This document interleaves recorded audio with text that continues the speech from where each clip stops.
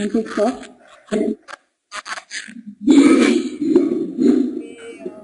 Répétez. Est-ce que là, vous nous entendez bien? Oui, ça me va beaucoup mieux là. D'accord. Donc, la vidéo hier avec mon collègue Tony Pardonnet ne fonctionnera pas. On voit en fin de compte votre présentation, on vous entend, vous nous entendez, mais vous ne nous verrez pas. Ben oui, c'est pas grave parce que comme ça marchera mieux. Donc vous voyez Voilà, bien votre présentation là sur le côté? Donc, merci, monsieur Vas-y, Gérard. Merci. C'est bon? Vas-y, Fabrice, c'est toi qui préside. Oui. Bonjour. Voilà, je suis monsieur Barthélémy. Bonjour, enchanté. Bonjour. Alors, Fanny, nous allons vous écouter.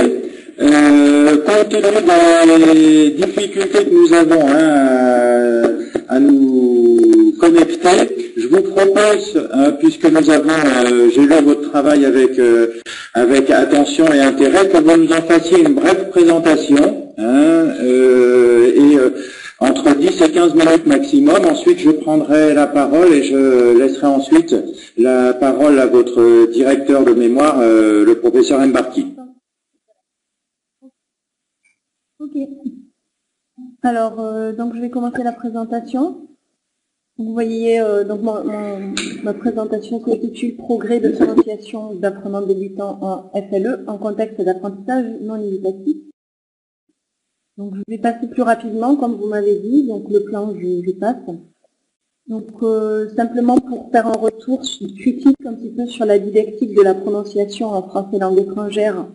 Bon, on a bien sûr toute une histoire avec le behaviorisme et tout ce qui a été des laboratoires où les élèves devaient écouter et répéter. Bien sûr, on n'en est plus là. Entre-temps, on a eu des méthodes correctives, des méthodes un petit peu vraiment spécifiques pour la phonétique corrective, notamment avec la verbotonale.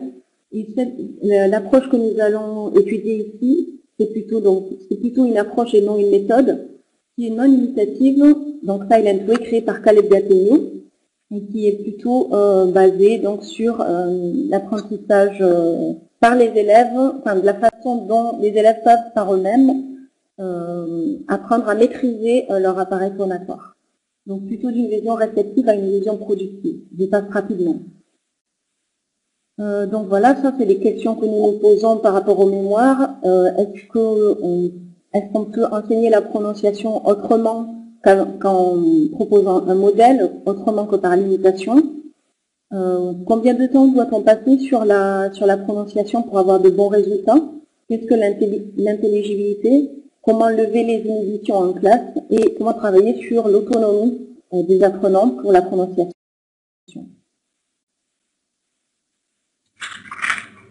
La prononciation avec Silent Way, c'est tout d'abord un outil majeur que je présente ici, qui est le panneau de rectangle en couleur, dont chaque couleur représente un phonème, que vous pouvez voir ici, et qui est organisé non pas comme un triangle vocalique, je vous ai quand même mis sur le côté, mais plutôt une organisation, on va dire, axée sur la classe, une organisation pédagogique.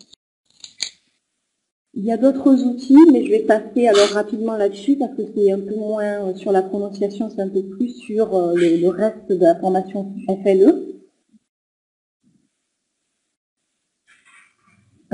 Donc la théorie de l'approche Silent Way passe par 4 étapes, c'est-à-dire que l'apprenant doit savoir qu'il y a quelque chose de nouveau à apprendre. Ensuite, il procède par tâtonnement, par erreur, par essai. Il pratique et petit à petit, il acquiert la maîtrise, qui devient automatique. Et ensuite, il peut transférer son apprentissage vers d'autres apprentissages. Ensuite, donc, apprendre dans le cadre de Silent Way, c'est prendre conscience de plusieurs petites expériences. Donc, on effectue beaucoup d'expériences avec un S pour ce qui va déterminer l'expérience sans S de l'élève et enfin arriver au savoir. Donc normalement le professeur de Silent Way est un professeur qui a lui-même fait des expériences pour pouvoir enseigner, c'est-à-dire qu'il est lui-même conscient de ce qui s'est passé en lui pour pouvoir prononcer les différents sons par exemple afin de pouvoir les enseigner.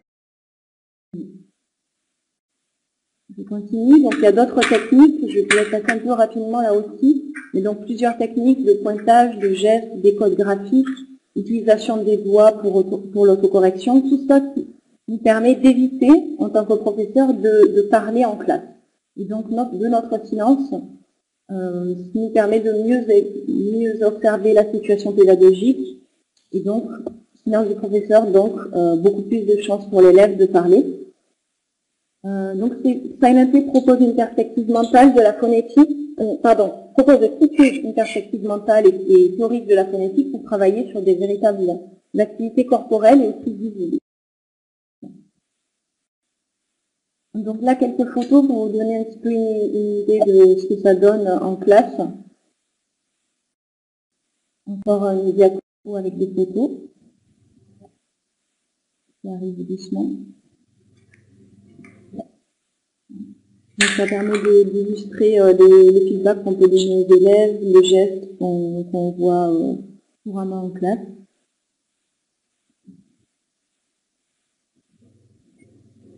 Voilà, la deuxième diapo, donc beaucoup de pointage, des élèves qui viennent pointer les sons, des élèves qui viennent pointer les mots aussi, comment les aider. Alors, notre hypothèse, c'est que si on utilise SilentP, donc le professeur parle moins, les élèves auront plus de chances de produire, et donc ils auront plus de chances d'améliorer leur prononciation. On pense même atteindre, sur certains phonèmes, une prononciation proche du natif. Donc notre étude s'attache à la fois à mesurer les progrès de prononciation avec un corpus spécifique, mais aussi les apports et les limitations de l'approche pédagogique.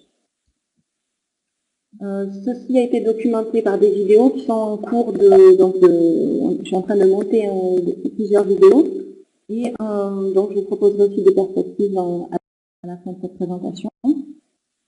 Je rappelle donc que le groupe dont il est question, c'est un petit groupe de 4 enfants qui ont de 12 à 13 ans. C'est un groupe mixte qui a un garçon et 3 filles. Mixte, hétérogène aussi parce qu'ils sont tous de langue maternelle plurielle, mais par contre ils sont tous anglophones.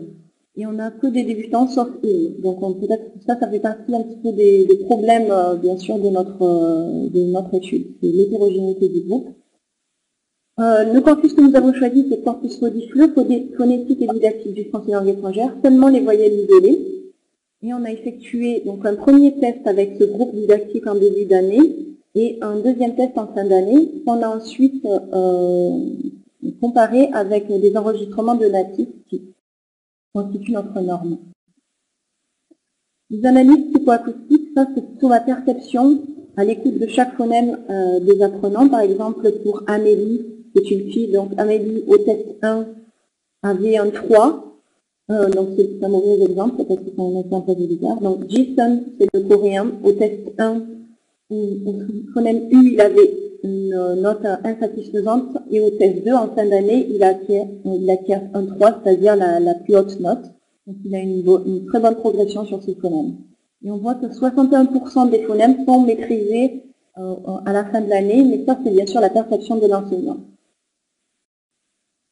Je passe plus rapidement parce que ce sont les mêmes informations ici, mais sous forme de graphique. Donc on voit plus facilement, par exemple, la progression entre le U au test 1 et le U au test 2 pour chaque apprenant qui arrive tous à 3 à la fin de l'année. Donc je passe. Là, on a donc le triangle vocalique. Au test 1, les apprenants ont un triangle assez éclaté avec beaucoup de valeurs extrêmes. On observe des voyelles mal prononcées, notamment le OU et le E. Au test 2, les apprenants se rapprochent d'une configuration un peu plus de natif, avec moins de valeurs extrêmes et un meilleur positionnement de certains phonèmes, notamment le U. Bien que le E, par exemple, semble mieux positionné, donc plus ouvert, un peu petit, hein, mais la paire E est encore mal discriminée. Donc il y a des confusions encore ici. Bien sûr, on voit le triangle natif beaucoup mieux dessiné avec une belle ligne en haut autour de 300 Hz sur le formant 1, notamment donc le I, le U et le OU. Le triangle est clairement plus net, mais on observe tout de même des superpositions de phonèmes, notamment sur le O, ouvert et fermé. Donc ça corrobore avec nos observations sur les problèmes d'enregistrement des natifs.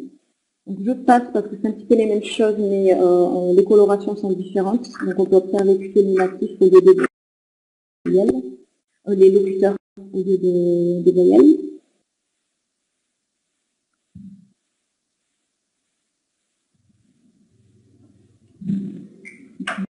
Voilà. Donc pour reprendre donc, sur l'analyse didactico-pédagogique, l'utilisation de l'approche Sign and Play qui permet de vraiment observer un statut positif de l'erreur en classe, l'erreur vraiment pédagogique qui sert à ce que l'élève fasse des expériences. En même temps, le professeur donne un feedback continu, donc l'évaluation est permanente en classe. L'apprentissage est visible puisqu'on utilise différents outils, différentes gestuelles, donc multimodalité vraiment visible en classe. Et aussi, le professeur a une vraie réflexion sur la rentabilité, notamment les efforts à fournir par les élèves pour arriver à maîtriser tel ou tel savoir. Les élèves deviennent peu à peu autonomes, puisque par eux-mêmes, comme ils travaillent vraiment sur eux-mêmes, sur la façon dont ils prononcent, sur la façon dont ils apprennent, beaucoup de séances de réflexion également, ça leur permet de pouvoir développer des critères et donc de travailler en autonomie, mais aussi ces critères leur permettent de les aider à collaborer et à s'entraider en classe. Donc on a des élèves qui sont motivés, qui sont très présents à ce qu'ils font, et en même temps habitués aux réflexions, donc à dire où ils en sont dans leur apprentissage. J'ai envie de dire que les limites de l'approche Sign and Play en font sa singularité, puisque les limites, c'est surtout qu'il faut beaucoup de temps aux professeurs pour vraiment savoir enseigner de cette façon. Il faut aussi faire beaucoup d'expériences. Donc, il faut être quelque part capable ou volontaire pour faire toutes ces expériences avant de pouvoir les proposer aux élèves. Donc, pour aller plus loin, donc je passe vraiment rapidement, mais le problème qui a été posé pendant ce travail, c'est bien sûr l'échantillon qui était trop hétérogène, le nombre, on avait très peu d'élèves, et même des mouvements, donc vous n'avez pas vraiment perçu ici, mais au début d'année, nous avions 2 garçons en plus, et l'élève intermédiaire ne faisait pas partie du groupe, puis il y a eu des changements parce que je travaille avec des expatriés, des enfants d'ambassadeurs, donc c'est difficile d'avoir un groupe stable. Le temps et l'expertise, notamment pour les analyses acoustiques, le temps qui s'est passé simplement pour analyser les données, pour les mettre dans des tableaux, et c'était un travail de titan, pour finalement pas énormément de choses. L'analyse est assez brève puisqu'on a travaillé que sur les voyages isolés. Les exemples concrets sont plutôt un peu, je pense qu'ils manquent un petit peu dans le mémoire, mais sont surtout illustrés dans les vidéos pédagogiques. Vous avez eu l'occasion de voir une vidéo, mais il y a 70 segments de vidéos en ce moment à mettre ensemble. La méthode d'évaluation, peut-être que j'aurais pu également utiliser un test de réflexion, un test de discrimination, enfin une variété un peu plus importante de tests. Je me suis peut-être trop focalisée sur ce corpus de codifié.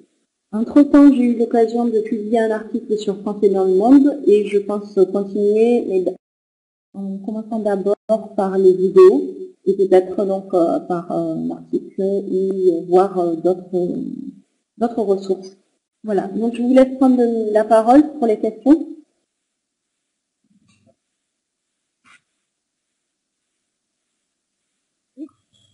Oui, ce sera plutôt des commentaires, moi, que des questions. Vous m'entendez? Bien? Bon. Je ne sais pas si c'est là. J'ai lu avec attention votre travail. Je vais faire quelques commentaires sur la forme, sur le fond essentiellement, puisque c'est un travail que vous avez rendu dans ce master de didactique de français langue étrangère, et je vais revenir un peu sur ce français langue étrangère et cette didactique par rapport à votre mémoire. Bon, j'ai bien aimé la façon dont c'était rédigé, c'est assez clair, on se repère bien à travers la table des matières, à travers une bibliographie sur laquelle je vais revenir.